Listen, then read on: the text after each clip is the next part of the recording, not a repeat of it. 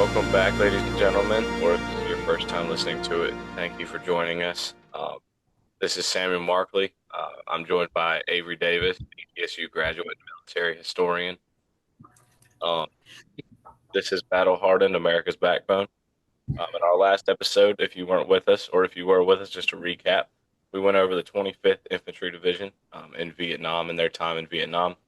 We went in depth into certain missions they were a part of, including things like Operation Yellowstone, Junction City, and a couple others.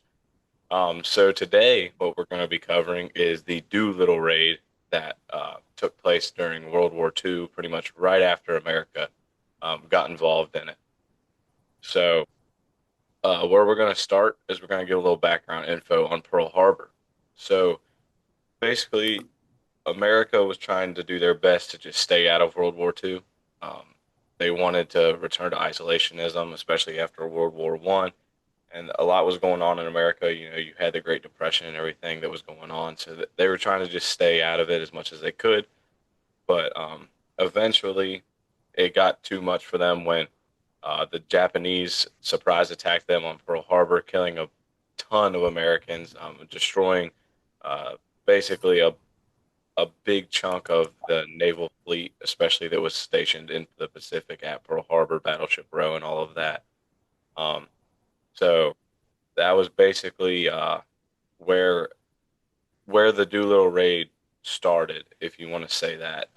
This is where basically the U.S. knew that they had no choice but to join into World War II, and so the Doolittle Raid was just one way they could do to kind of get that morale back from the tragedy that was Pearl Harbor. So if you want to add anything on to Pearl Harbor. No, you're right on. I mean, that's exactly what we're talking about. And you'll see that, this is just a retaliatory attack. We're going from, we were isolated, kind of, we were supplying stuff to other countries. And then Japan took it upon themselves to, in their eyes, make sure the U.S. could not get involved. But, this is like that awakening of the sleeping giant kind of thing. Yeah, and I mean you see that. I'm pretty sure if it wasn't a direct quote, they say it. They let you know about it that basically after Pearl Harbor, Japan did see that. Wow, all we did was like we fear we just awakened a sleeping giant.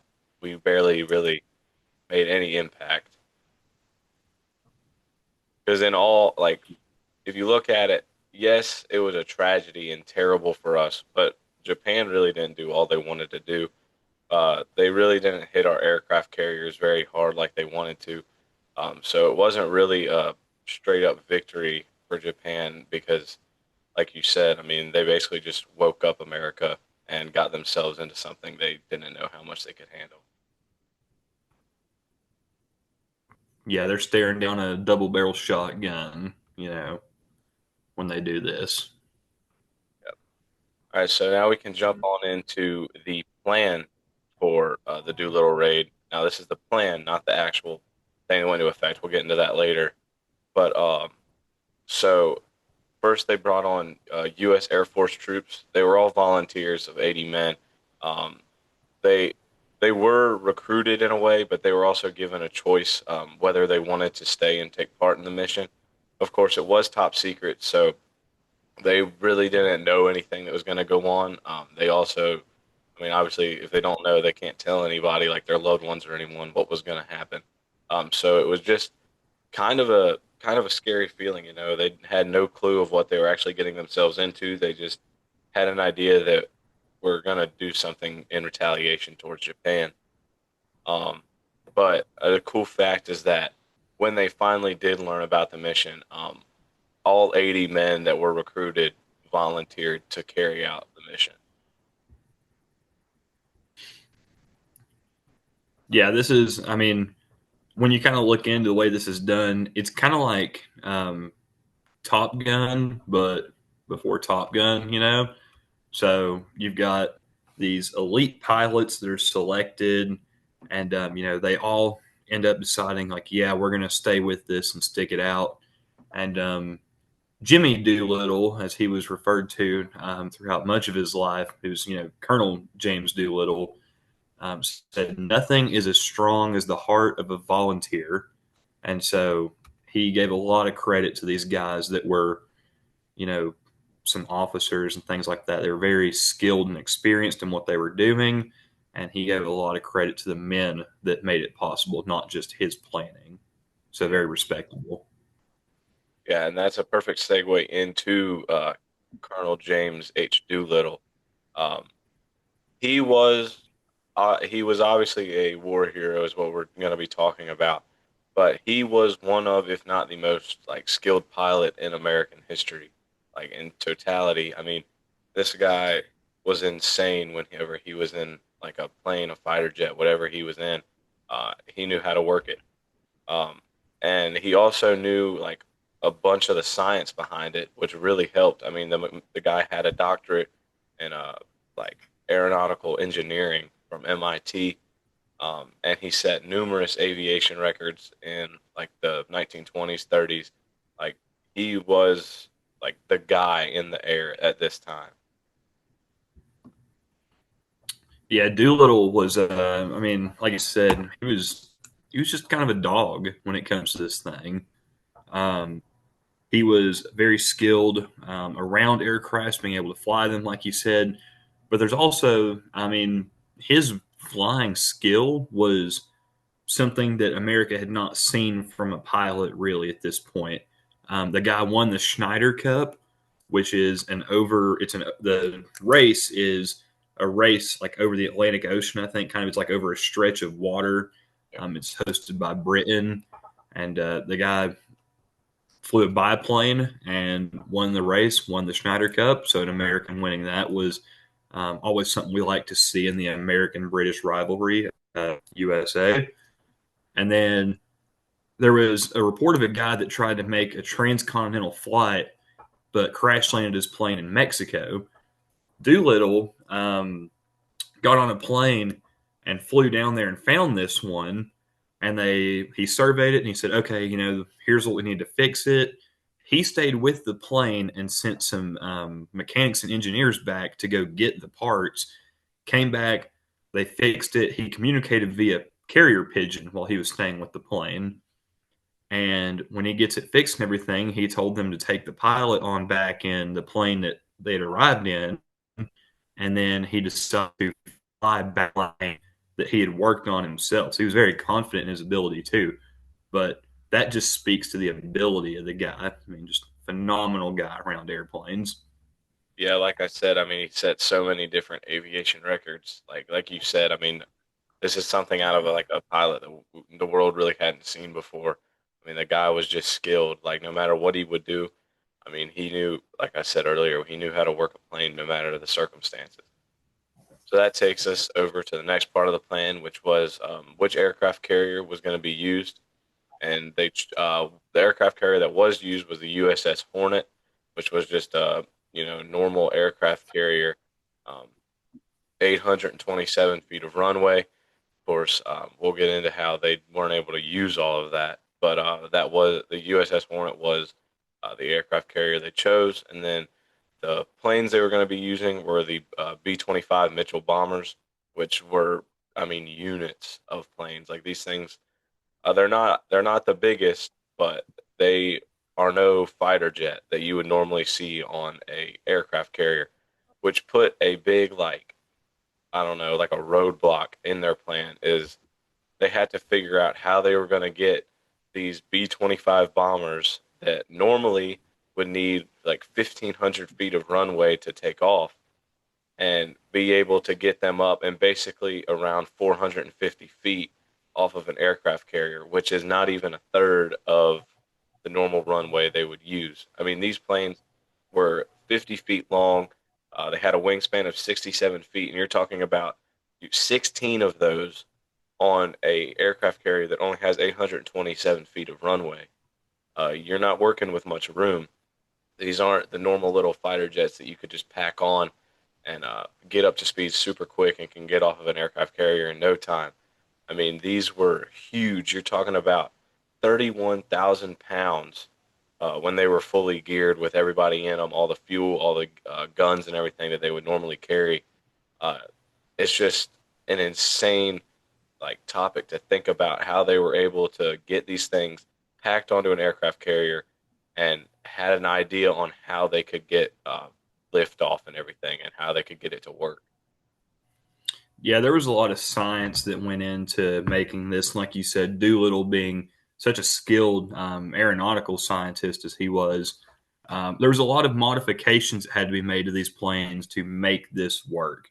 Because you talk about there's no way that they should be able to run down that runway like that. These are pretty heavy planes. They're still bomber planes. So there's still like a lot of gear on these, and the stuff that actually takes to drop bombs takes up a lot of weight.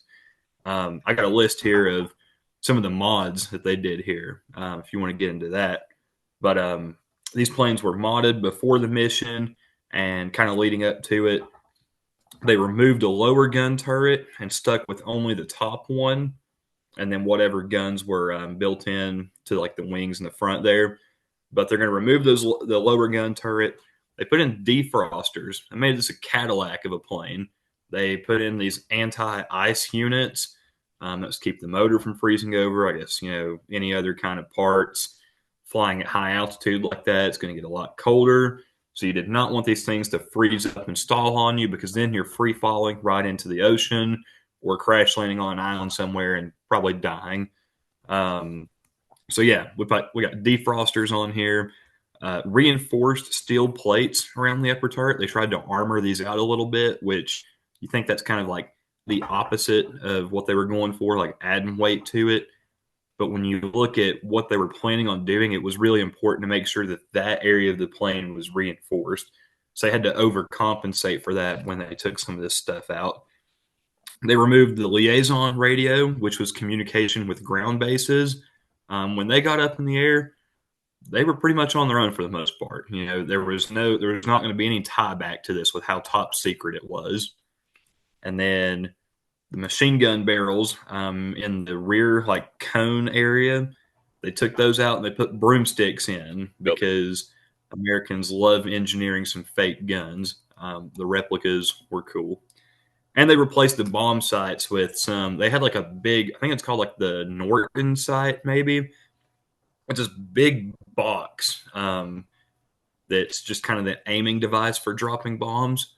One of the guys in the raid, they decided to take those sights out and replace it with a what I call the Dollar General version. They replaced it with a version that took 25 cents to make that next bomb sight. So I don't know how they made that work, but that's some real redneck engineering. Yeah. I do like that's one of the most interesting things about this is when they took out those machine guns and replaced them with broomsticks. I mean, that's crazy. They painted them black and everything. They basically said as long as it looks the part, it does the job because it doesn't really matter if we're able to shoot them. If they see them and it resembles a gun, it'll put fear, like it'll put that fear factor into it. And another, And America's, go ahead. oh, I was going to say, America's been doing the fake gun thing for, I mean, 250 some years, however long we've been around. They, like in the Civil War, they were taking logs and painting them black to make them look like cannons. Um, in World War II, they made like inflatable tanks and stuff to overinflate their ground forces. America's the pros at making it look like we're bigger than we actually are. Yeah. And another mod is they, well, I don't know if you would consider it a mod, but they had to carry extra fuel tanks. I mean, these guys were going to be in the air for a long time. They were trying to get from the Pacific Ocean across Japan, and then they were trying to get into, China to where they could hopefully get into some Allied territory before they were able to land or, you know, whatever they had to do. So that would really take us into. It's the, Go ahead.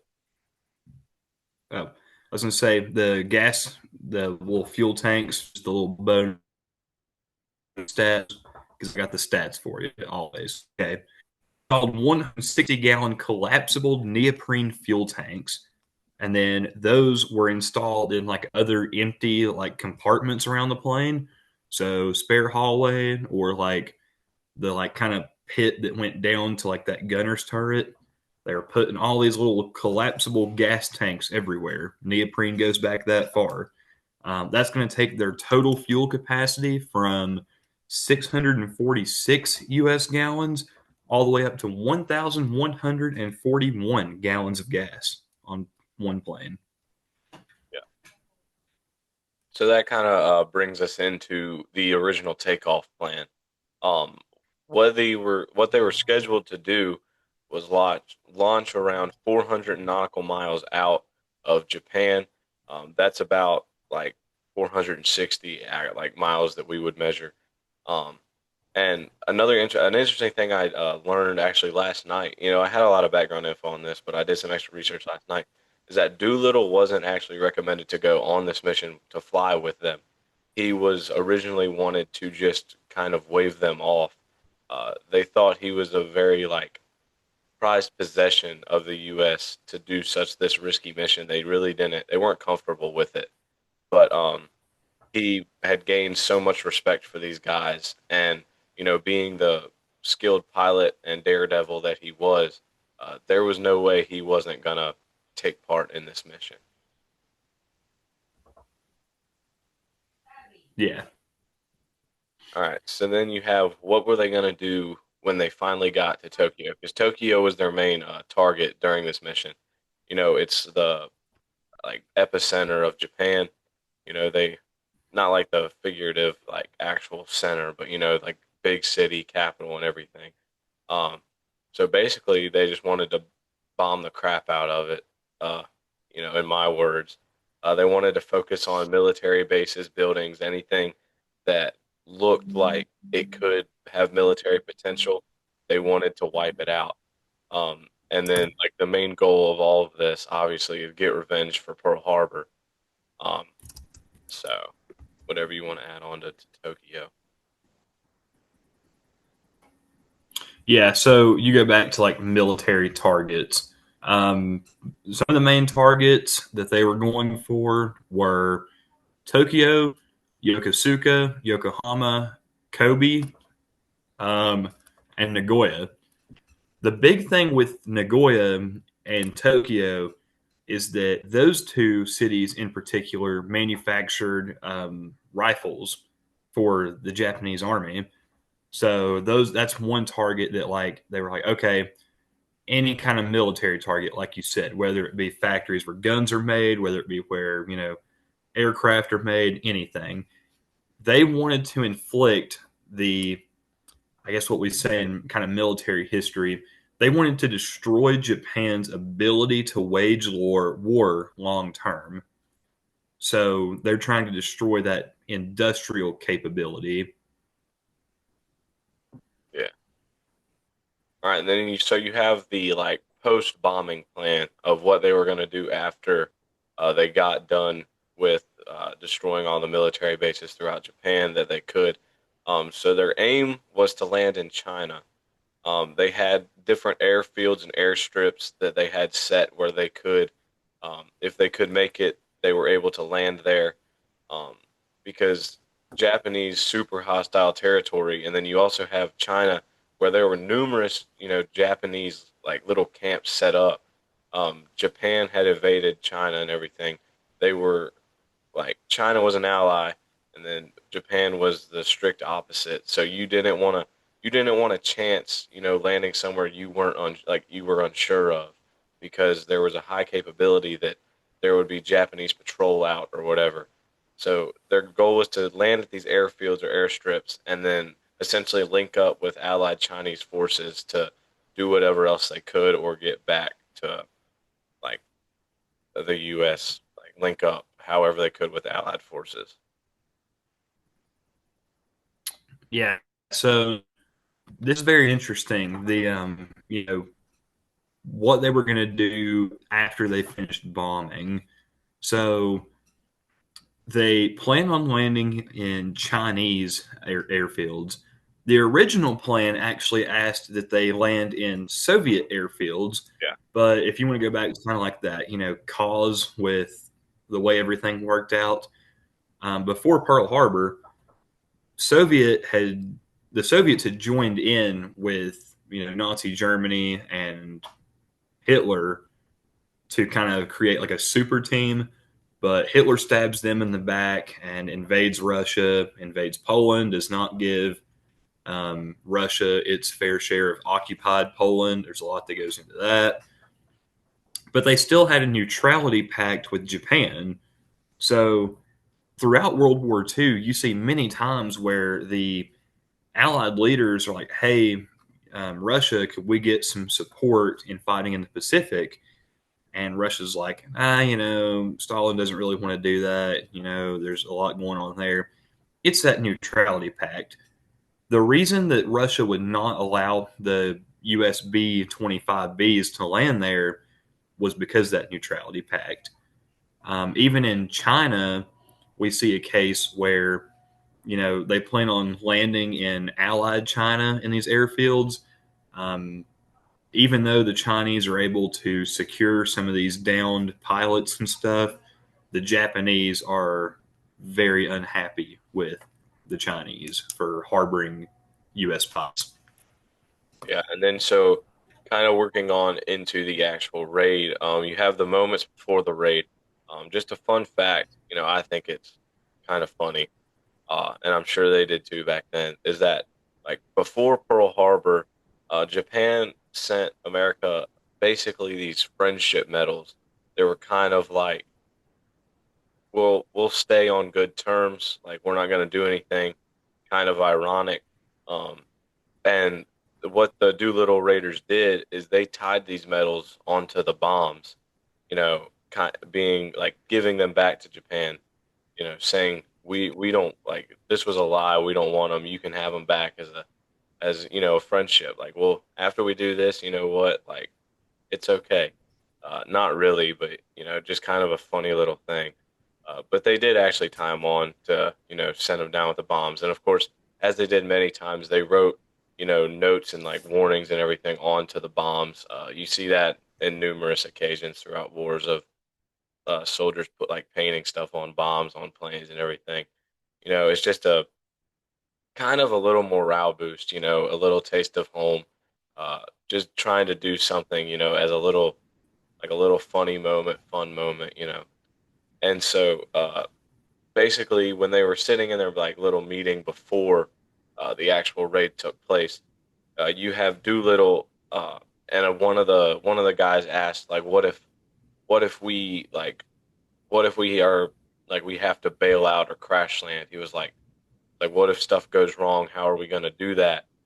And Doolittle looked at him and told him, like basically make your own plan. Like once we're out there, every man is for himself. Like of course we're all a brotherhood, but each plane is its own crew at that point. You got five guys on each of the 16 bombers. And so what Doolittle, now this isn't like a direct quote, but it's uh, close to what he would have actually said. And there are facts to back it up. But I put this into like my own kind of words, or I also basically quoted it out of the movie Pearl Harbor's part of the Doolittle Raid. It says, I wasn't built to be a prisoner, so I would have my crew bail out. I'd find the sweetest military target I could and drive my plane right into the middle of it and kill as many of those bastards as I could. But that's just me. I'm 45 years old. I'm an old man. You guys have your whole lives ahead of you. So what you do is up to you. Um, that is just powerful, you know, like he's showing that, like I said before, like every man you can just like your crew decides for your crew what y'all want to do. But for him to tell them that, you know, I've lived my life, so this is what I'm going to do, but don't let what I'm going to do stop you from carrying on your life. I mean, Doolittle was truly like an inspiration to all these young like pilots and everything.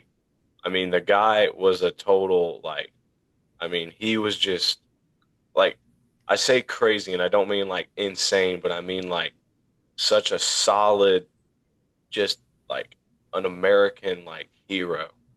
Like he had like winning this war and everything and getting back, like he said, smacking right dab into the middle of the biggest military target he could. I mean, he was gonna put his life on the line no matter what, and he wanted, like he said, he'd have his crew bail out. He was willing to save all those other others to make for himself to give himself up for like the impact that he truly wanted. Yeah, that guy's got a lot of courage and everything to do something like that. It's kind of like the U.S. version of a kamikaze pilot with that ideology. You take kamikaze pilots; their whole goal was, if you run out of ammo or you're running out of fuel or something, you need to take that plane and just fly it right into the closest, boat or something. He's got that same idea, for my country, if something happens, I'm flying this plane right into the biggest military target. That way I went down doing something for my country. Yeah, Truly that backbone um, idea. yeah, and then you got so moving on into the raid. Now this is still the moment before it, but the force was actually spotted really early by a Chinese or a Japanese picket boat, and so that totally set their plan way ahead of schedule. They had to launch early, which takes us into their early launch during the actual raid. So after they were spotted by the Japanese boat, they launched 10 hours early, and they launched 250 nautical miles early, which was about 287 miles that we would measure. So you're talking about like you already had the factors of we got to get these planes off this boat, and then we got to have them like without making the planes too heavy, we got to have the max fuel on there to carry out the plan. And now you're throwing in that we're going to leave super early, and way further out than we ever intended to. So it just threw the whole like the plan. The plan was solid, but at the same time, it was very easy to screw up because it's something as simple as being spotted by a boat.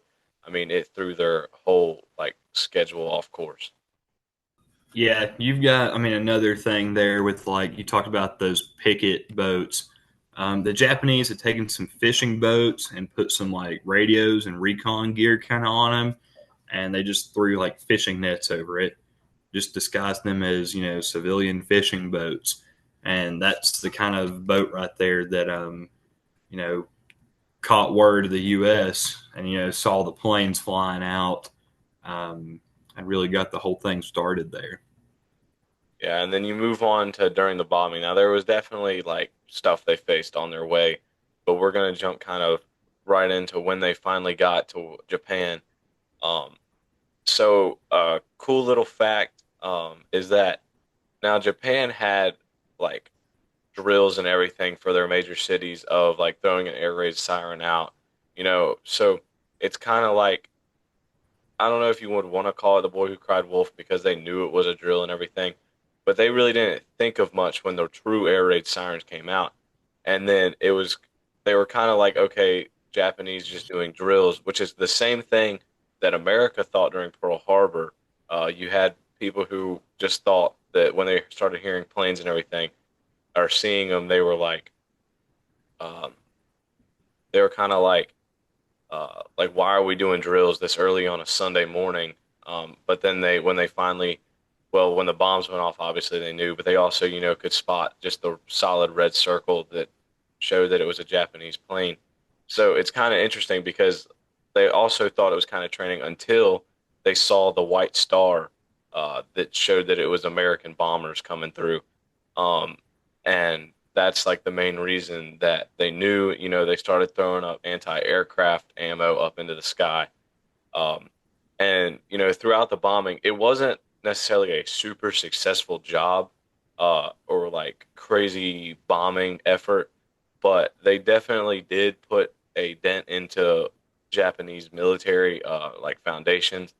But the main the main thing that this bombing did was boost American morale um, after such a tragic event like Pearl Harbor, just doing something back in retaliation showed the fighting spirit, like the fighting spirit and America's will, to truly stand up for themselves and get themselves back into it. Yeah, you talk about the way that people looked at this. Admiral Yamamoto had been very afraid of the U.S. Getting together and making like a big strike against the Japanese homeland. But many members of his staff said, this was unreasonable. The U.S. would not, send long range bombers to attack the homeland. It couldn't be done. And then, sure enough, it was done. And Admiral Yamamoto did not look like a crazy person anymore for thinking that it could happen. Yeah. And I think that's a good spot for our ad break. Today's episode of Battle Hardened, America's Backbone, is brought to you by Winchester Repeating Arms, the name American grit has trusted for over 150 years. In 1942, 80 brave men climbed into B-25 bombers with nothing but courage, conviction, and a one-way ticket. The Doolittle Raid wasn't just payback for Pearl Harbor, it was a statement. The backbone of this country doesn't bend, and it doesn't break. And neither does Winchester. From the trenches of World War I to the backwoods of the modern American hunter, Winchester Repeating Arms has been there, steady, reliable, and battle-tested, just like the heroes we honor today. So whether you're on the hunt, at the range, or just living by your own code, carry the legacy. Winchester, built to win. All right, we're back from the ad.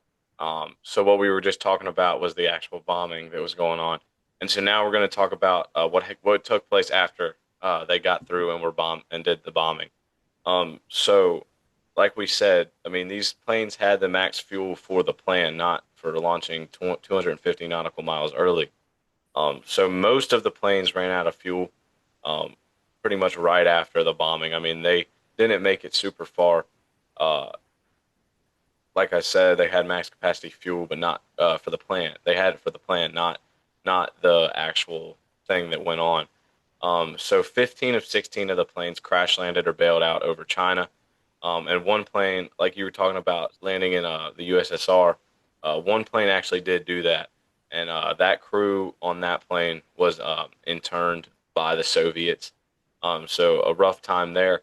And then you have going into like the casualties. One crew member actually bailed out of a plane, and there's facts to back up that his parachute failed, and he died while on a bailout. So you have 8 crew members that were captured by Japanese forces. So they were sent to be prisoners, 3 of which were executed. One died in captivity, and the other 4, it shows that they were remained prisoners until 1945. When the war ended. Um, so if you look at the whole length of the war, out of these pilots, 69 of 80 of them survived the whole war. So you have the casualties that took on during this, and then 2 of the crew members went on to die later on in the war. And then you look at Doolittle's plane. This is his raid, his mission. So we're going to look specifically on his. Like others, it ran out of fuel and had other damages from just like I said, aircraft like anti-aircraft ammo coming up into the air. I mean, these planes were getting not they didn't really get like hit hard, but like it takes a toll on your plane just flying through those conditions and everything. So he ran out of fuel, and this actually is one of his direct quotes. So you had his plan before it, but this time he said, "I told my crew to bail out, and then I jumped."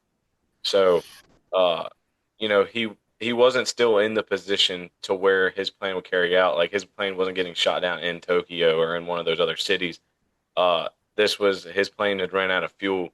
So, but still, you have that. I told my crew to bail out. I told everybody else to get themselves out of this and get themselves to safety. And then after everybody else did, then I jumped, which is still just showing you that like American hero spirit that was, James Doolittle. Yeah, there was a lot of different kind of turnouts with some of the people, some of the planes that were involved. In total, out of 80 crewmen, 3 were killed in action, 8 were captured, and 3 were killed in captivity by the Japanese. There's a couple that drowned, amongst other things. I thought that one of the more interesting, back at you with the stats, um, of those planes that landed in China, the Chinese were very willing to help the Americans because, the Americans had been giving the Chinese different weapons and materials to fight the Japanese.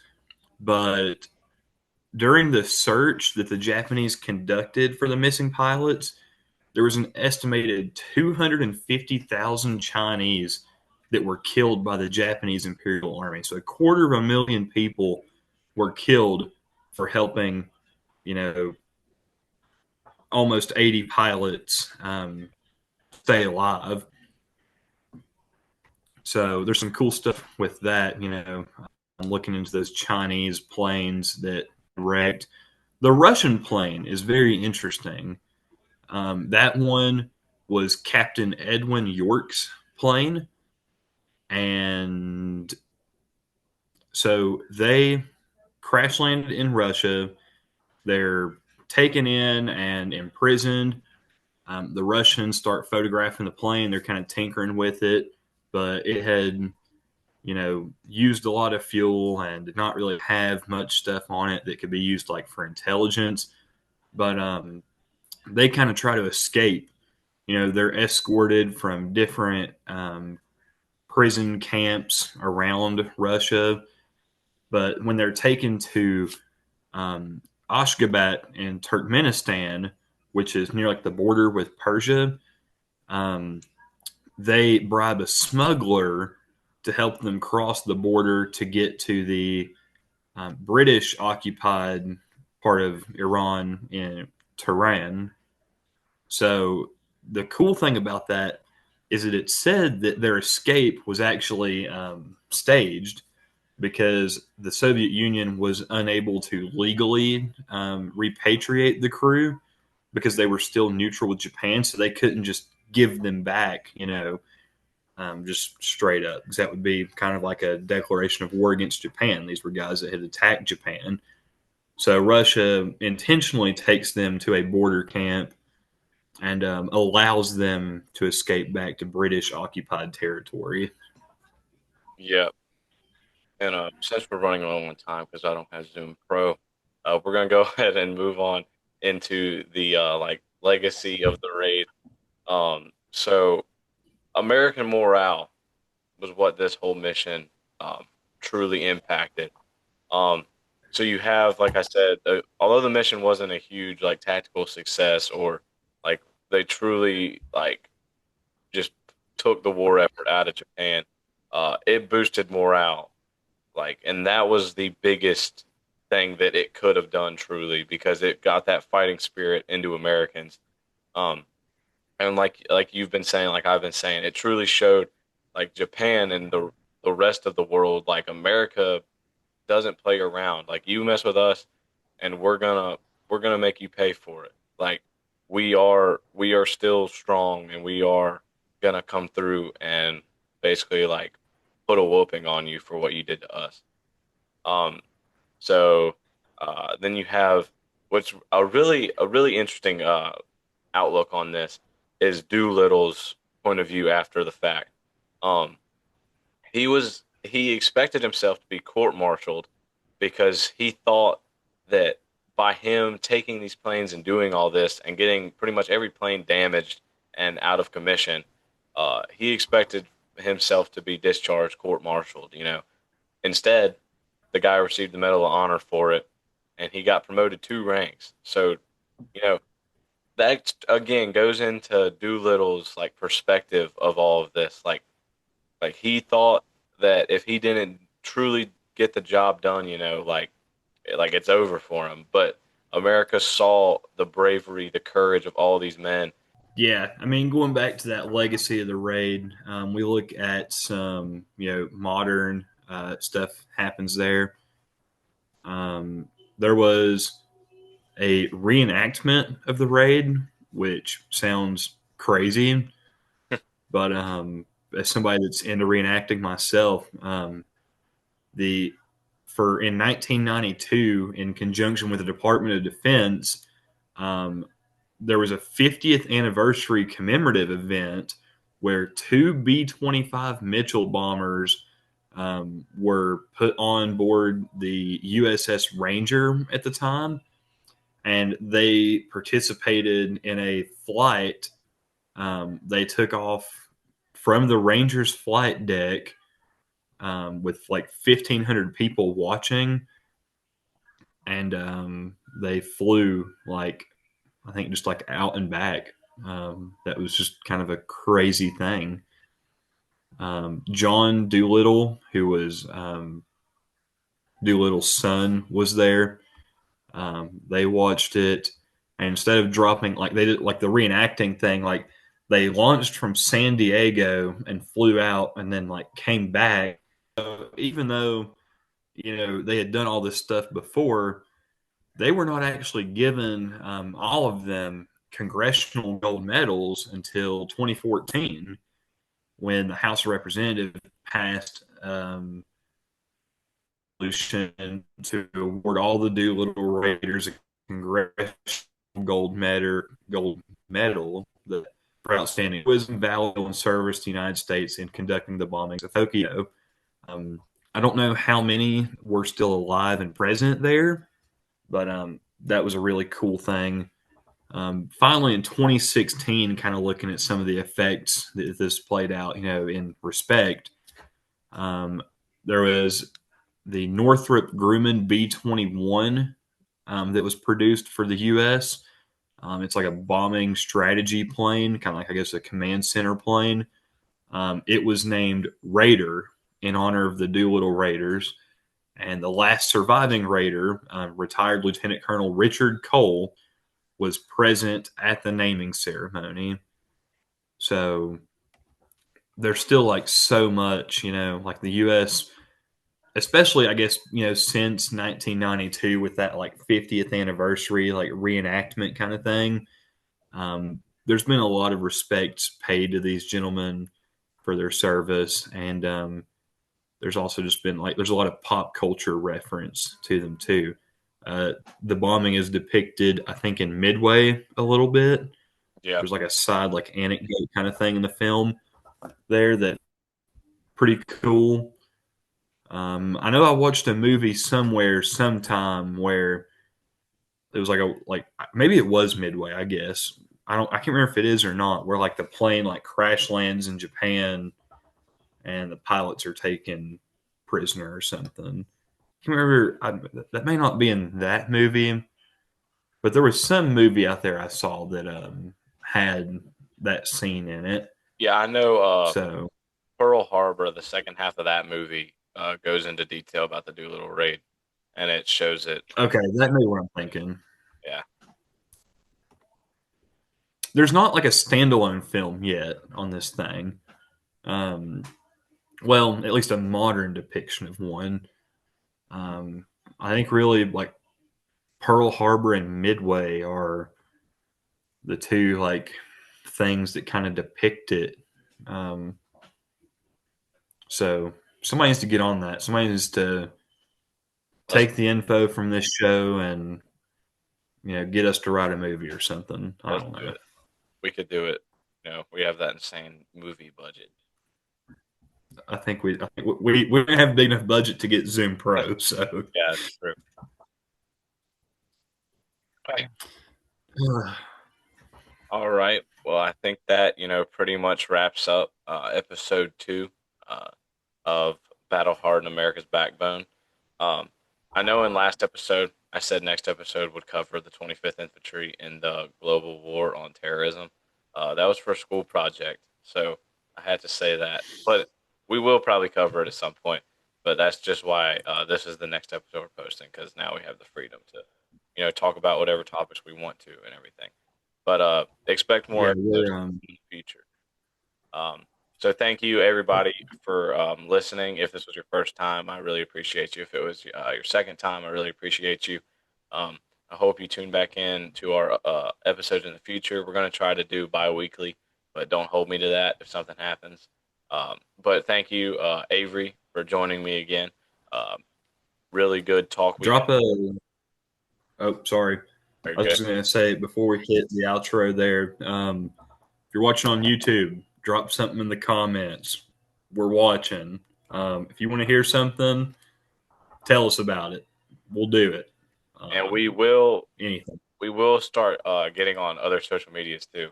So we will try to get like Instagram, TikTok, maybe a Facebook, maybe a Twitter, something like that going to keep updates going. Uh, but again, thank you everybody. Thank you, Avery. I really appreciated it. I'm sure y'all learned a lot. I know I did. So everybody, just have a great day.